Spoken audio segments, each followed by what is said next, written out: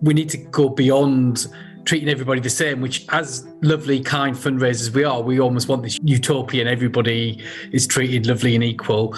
What we tend to do by having this one-size-fits-all approach is we lower the standard for everyone rather than maybe excelling for these top people. The worst example I ever found was a donor who'd given 50p once, and they'd sent an average of 8 to 10 mailings to this donor every year over 8 years. So this person had 70 mailings, say £1 per mailing, roughly. They'd lost, 60, £70 on this one supporter. How do you highlight those people who've got the best potential, and how do you then put in place the relationship management for those top 20%?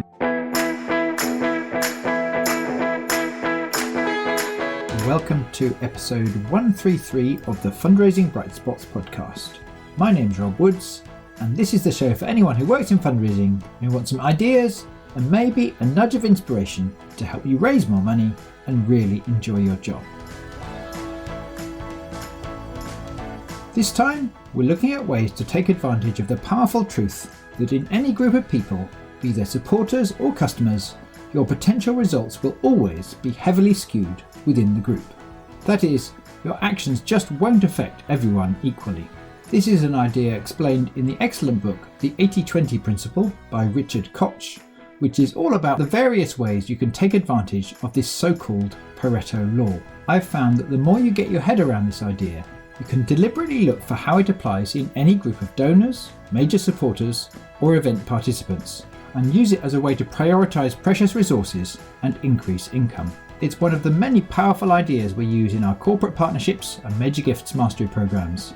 But today, I wanted to explore ways you can apply it in the field of individual giving. To help me, I was really pleased to talk to the brilliant individual giving specialist, Craig Linton. Craig, also known as the Fundraising Detective, is a trainer, consultant and author with 20 years experience in fundraising. In the interview, Craig explains that we'll raise more money if we make sure that we don't treat everybody equally, and he offers several techniques for how to do this in practice.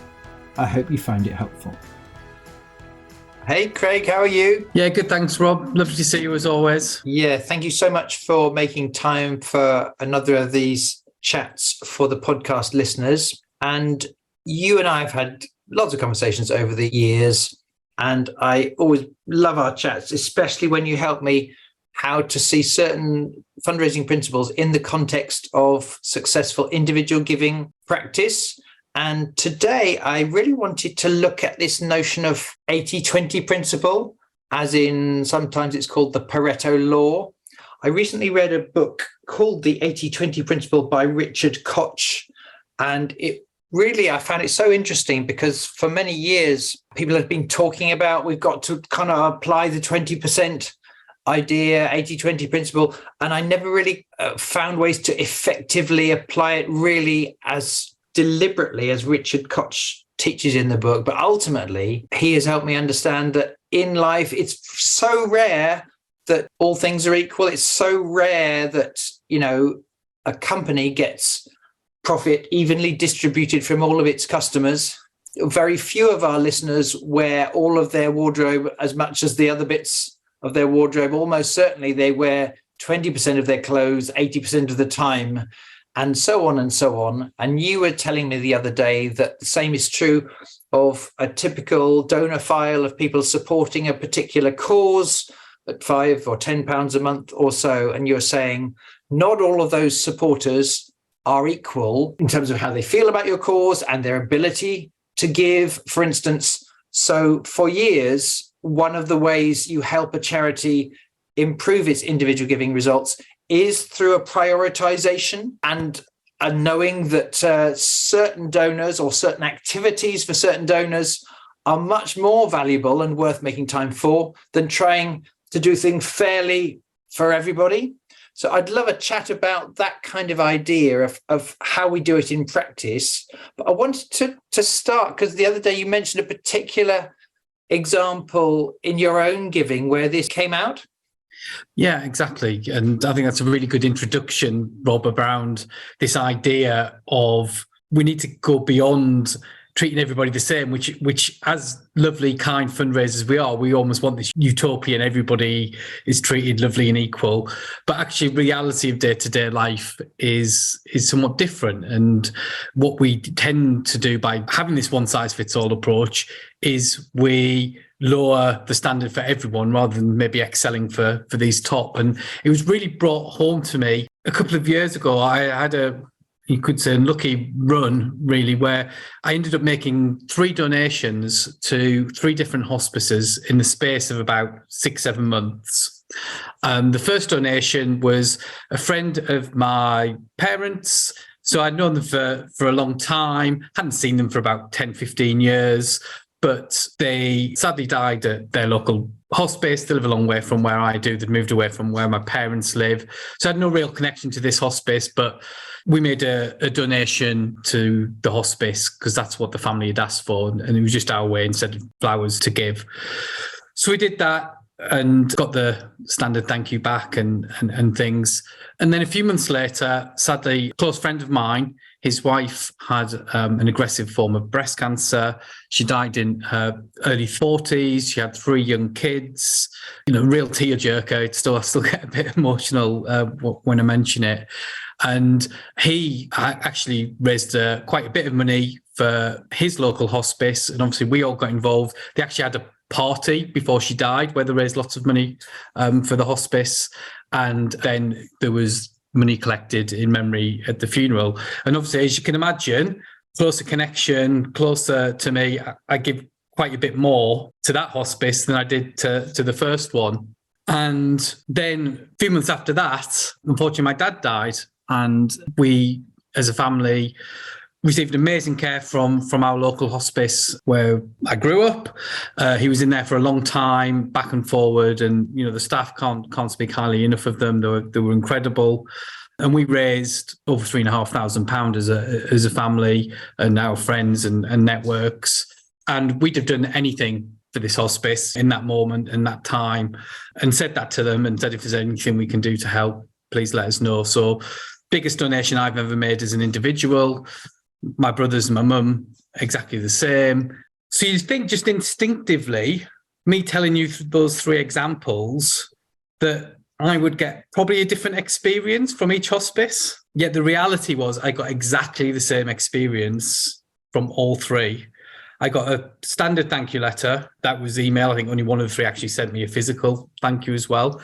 And as a fundraiser and as someone who's curious, I always opt into everything and I give my permission for everything because I want to see what happens. That's just with my professional hat on. And then nothing. The following Christmas, we got a Lights of Love invite, which is a common event to remember for hospices. We got some appeals during the year and some newsletters.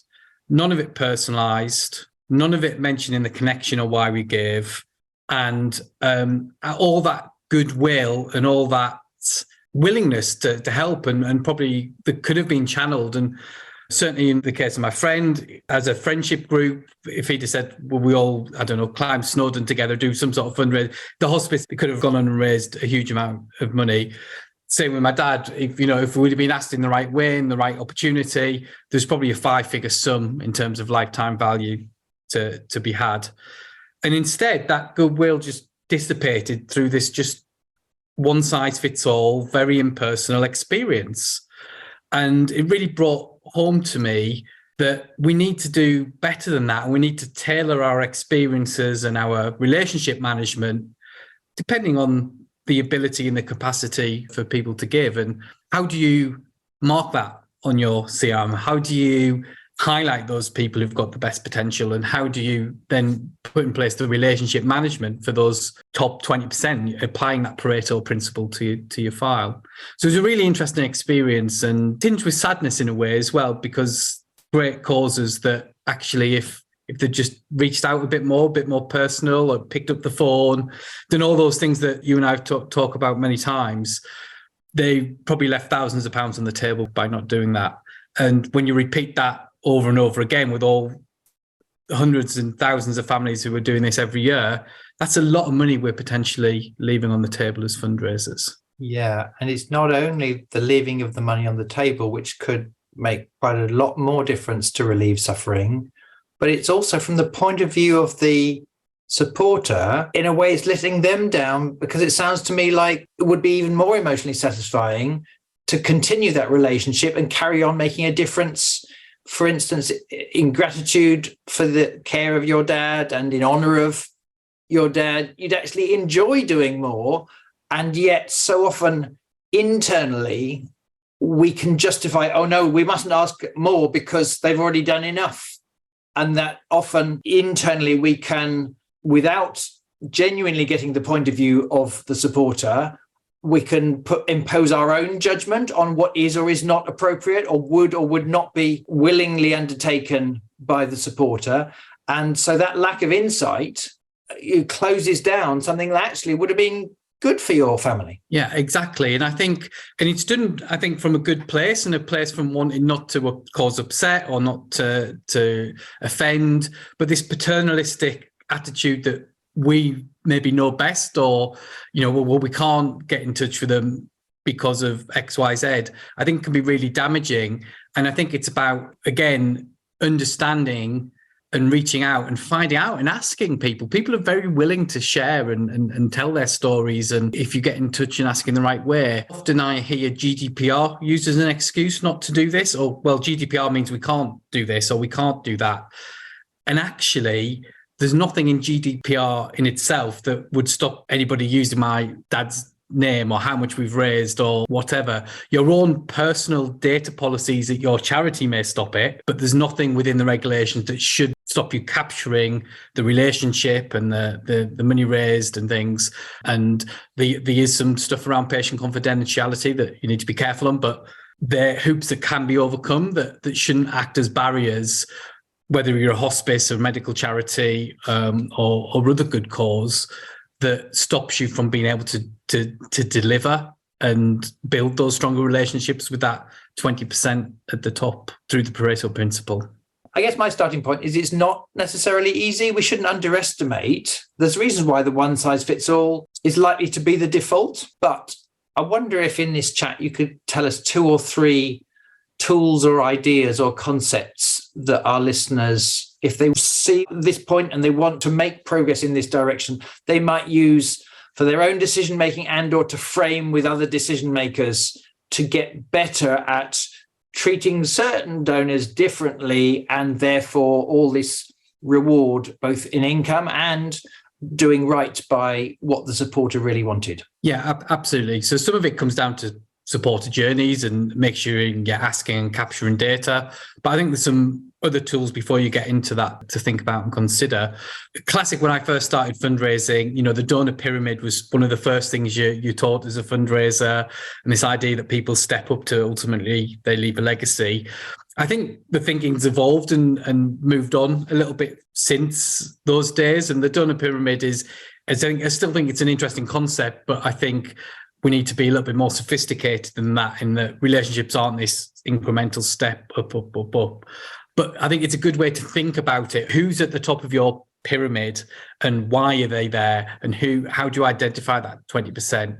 And obviously a lot of that's going to be financial, but it might be due to the connection, or it might be through the commitment that someone has to the cause, or the length of time that they've been given to you, or how often they give. I would argue someone who's given £10 20 times over a 5-10 year period is probably more valuable than somebody who gave £100 once 5 years ago. They're probably going to get the same experience. So how do you start looking at, well, who are those top people? A model that I prefer that I think is really good is there's a great fundraiser called Sarah Clifton, and she developed this almost like cycle, the donor lifetime cycle, which I think is more helpful of thinking as people move through their cycle of giving and their lifetime of giving, that it's not necessarily steps on a pyramid, but it's more this continuous increase in commitment and loyalty, which then maybe takes people through to that legacy giving. So one of the interesting things with the life cycle map is it's not about the size of the gift, it's about the length of time someone's been given. So the different stages would be obviously their first gift, whatever that might be. And then one of the hardest things in fundraising we know is getting the second gift. And then hopefully once they've made that second gift, they'll go on to multi-years of giving and committed giving, and maybe start a regular gift. Then there maybe at some point be this stretch gift or bigger gift, and major gift would be different to you and I, to a billionaire, to a penny. So a major gift for you as the individual, and then the cycle finishes with a legacy gift, hopefully. So it's not about the value, it's where you are in your longevity of giving, which I think is a nicer way to think about it, because it gets you thinking about relationships and how do you get people giving year after year after year through your stewardship, through your relationship management, through your communications, and also understanding why people give, because I think that's an important part of this that we overlook and need to bring into it when we're trying to look for our top 20%, is how do we group them, what are the motivations, and how do we then combine the data with the human insight to create these really great experiences and fundraising asks and appeals and campaigns. Yeah, and that's a key point, isn't it? Because in that first story you gave a bit earlier at the beginning of this chat, if the organizations, especially the third organization, had understood what your motivation was and why that was so strong and passionate, I think it's really unlikely that they would have had a one-size-fits-all for you, even if they needed to give a lower resource thing for someone else. Your why for your dad would have leapt out at them, wouldn't it? Exactly. And I think also the other interesting point, and again, I'm probably going slightly off topic, so pull me back if I go down too much of a rabbit hole. But what my mum needed is different to what I did, which is different to my brothers, because we all grieve in different ways. We all have different ways we like to express that. So I would be someone who'd want to do something a bit more out there and active. My mum would love a name on a bench, that would mean the world to her. Whereas my brothers one of them certainly wouldn't want to talk about it, and would be a closed book and would be really hard to engage. So again, even though we'd all do more in the right circumstances, understanding how we all want to engage and having a range of offers and products that are tailored to different types of personalities and how we like to give, again, just really enhances the experience and the likelihood of giving more. Hey there, it's Rob, and I wanted to quickly let you know about our two flagship training programs. That's the Major Gifts Mastery Program and the Corporate Partnerships Mastery Program, to give you a sense of the difference they can make. Here's a really quick bit of feedback we received recently from Asia Parekh, who took part in our most recent Corporate Mastery Program. This is my first corporate fundraising position. I've never corporate fundraised before. I rely quite heavily on the things that Rob taught. Since being on the programme, the charity has managed to turn over 10 partnerships. We started off with 1. While I was on the course with Rob, that 1 turned into 6, and now it's turned into 10. For the charity, the partnerships are worth around £10,000 each, and at 10, we have a total of £100,000 coming in. I would really, really recommend the programme. Absolutely do it. It's worth every penny, and I'm really, really grateful for having been on it. If you'd like to find out more about either of these two programs, go to brightspotfundraising.co.uk/services. For now, though, let's get back to the interview.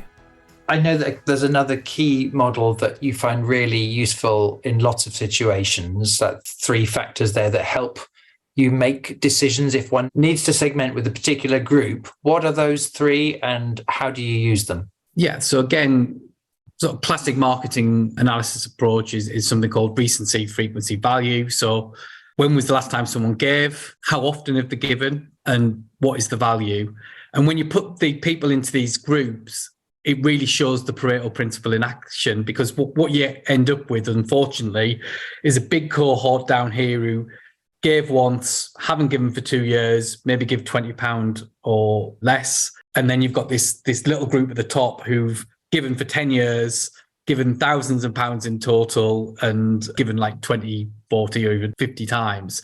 And it's the people here that we really want to be doing on. But what you find, certainly in an individual giving file, a lot of organisations, charities, strip out the major gifts, so we'll exclude the potential major donors. We're talking about individual giving files here of people giving small regular amounts, either through appeals or through regular gifts. But it's about identifying those within that overall cash file who have got that potential and are not the ones down at the bottom.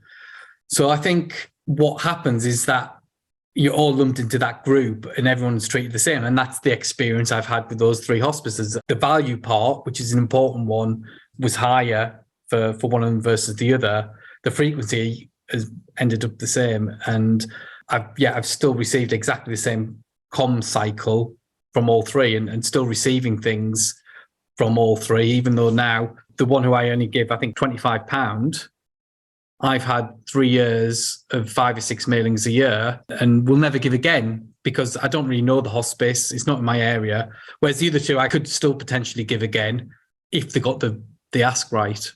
And lots of organisations, this doesn't just apply to hospices, this applies to all charities. You will have this cohort who have the potential to provide that 80% that aren't getting the tailored experience and the extra little bit of love and attention that they deserve. And there's probably, and this is quite scary for fundraisers, and I always get that, oh, Craig, are you sure on it?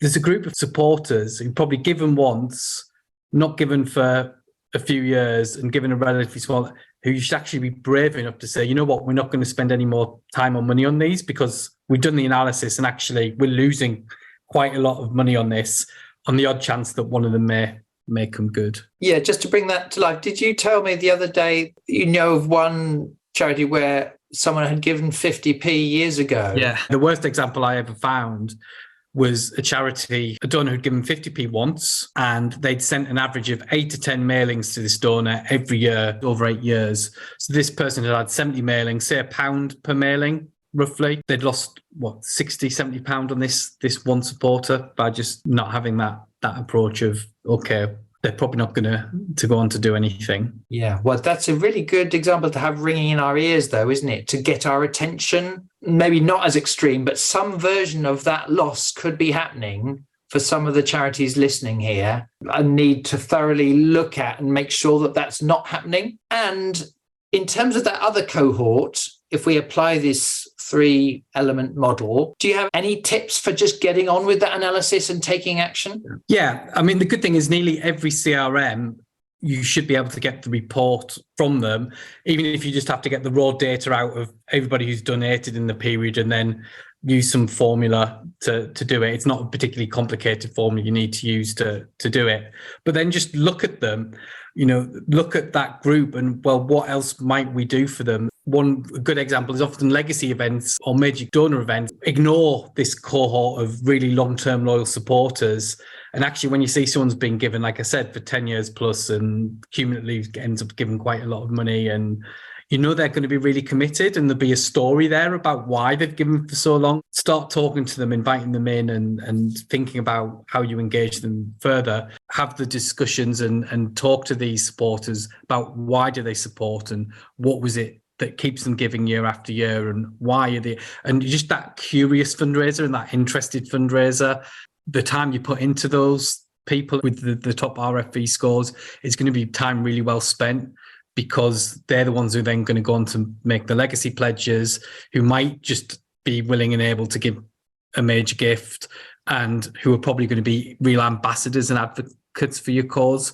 So RFV isn't the be all end all, but it's an entry point and a starting point to make those connections and build those relationships, I think. If you can't do the full analysis, who are the people who are given 5 years in a row? Who are the people who give every Christmas? Who are the ones who've, consistently, cumulatively given over £500, but you don't realise it because it just adds up?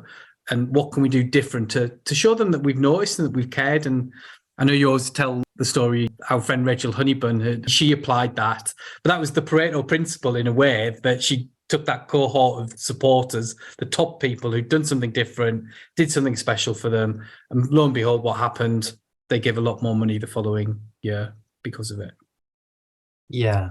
I guess for our listeners, it might seem overwhelming with few resources if there are 60, 70, 80 in that list. Oh, well, we can't talk to all of them. Okay, but even within that, you could do 80-20 principle and just pick 6. Yeah. Pick 3 to call tomorrow and just find one a week, and you've done 50 in the year, and it's a step forward. Yeah, and within that, that could be the thank you call, but equally there could be a deliberate insight gathering approach of 3 questions. You try to ask all of them, and it's almost certain that you will gain some really interesting insight as to what's their kind of why and what kind of messages they like most about what you serve, that can further hone and help you improve to better serve them in future communication. And you can use that insight and those stories that you gather to try and find more people like them as well. So you're getting the right people in the next cohort of supporters and people who were probably going to give for a long time rather than one-off supporters. Yeah, and if there's so much more reward in going the extra mile for a few, then what could you do more creatively? It may not be efficient, but you can afford to take some risks, do some special things, make it more bespoke or creative for those ones. And in the past, you and I have called that idea creating wow moments. Is there anything else you'd like to say about the kinds of things that fundraisers can do, not for everybody, but once you've identified that segment, that top 10 or 20%? Yeah, for example, it's not individual giving, but one of my clients at the minute are just in a challenge event, virtual challenge. And we looked at who were the top. Early on, we knew the people who had started fundraising and who were the ones who were going to be our 20%. And Pareto's played out exactly with this group. 80% of our incomes come from the top 20 fundraisers.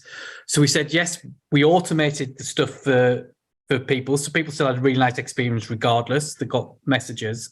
But we said we're going to focus our stewardship on those people at the top. And we did things like we did some personal videos. We've done some outreach where we highlighted, look, you're one of our top 10 or top 20 supporters here. It made people feel really good about it. And actually, they've accelerated away from the rest. And so putting that extra time and money in those people who got started and seemed really keen and committed has really paid off, because they've gone, instead of raising 500, they raised 1,000, whereas the ones who if we'd done the same at the bottom might have gone from 10 to 40.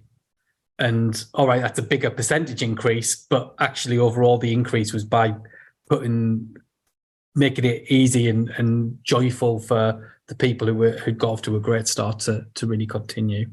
So it's all the things that we always talk about, and it still amazes me that, after doing this for over 20 years now, we still have to talk about doing great thank yous and, the handwritten cards, that all the research shows how much people appreciate them and how it increases giving in the year afterwards. The picking up the phone, just people want to be recognised. They want to feel good, want to feel special. There's lots of tactics and ways to do that. And if you can't do it for everyone, and I'd argue you probably shouldn't do it for everyone, use the Pareto principle to find where to start and just begin trying to do those little extras and speak to your supporters and just make them feel really good about giving. Yeah. So Craig, thank you ever so much for sharing these ideas of how to apply the 80-20 principle to individual giving and some other areas of fundraising. I really appreciate it. Until the next time, thanks so much. Take care. Bye-bye. Bye, Rob. Thanks for having me. Well, I hope you enjoyed these ideas about ways to focus our efforts and create the most value we can. I've put a full transcript and some brief notes in the podcast section of our website, which is brightspotfundraising.co.uk. And if you're not yet following the Fundraising Bright Spots show, please hit that button now so that you don't miss out on any of the episodes we've got coming up. Now, if you're a major donor or a corporate fundraiser and you need to grow income this year, then do check out our 2 flagship programs designed to do just that. That's the Major Gifts Mastery Program and the Corporate Mastery Program. Both courses start again from November 2023 and run for 6 months. We're so sure of the impact they have for fundraisers that if you're not delighted at the end of day 1, I'll give you all your money back, and on top of that, I'll donate £500 to your charity. So really, you can't lose. The risk is all on me. To find out more, head over to brightspotfundraising.co.uk/services. Just before we finish, I'd like to ask a quick favour, which is if you enjoyed today's episode and you think it would help other people, then please take a moment to share it on with your team or on social media. I really appreciate your help in getting these ideas out to as many charities as possible. Craig and I would love to know what you think about today's episode. You can get in touch or tag Craig or I on LinkedIn, and on Twitter he is @FRDetective and I am @Woods_Rob. Thanks for listening today. Best of luck using the 80-20 principle to prioritise your efforts, and I look forward to sharing more bright spot insights with you very soon.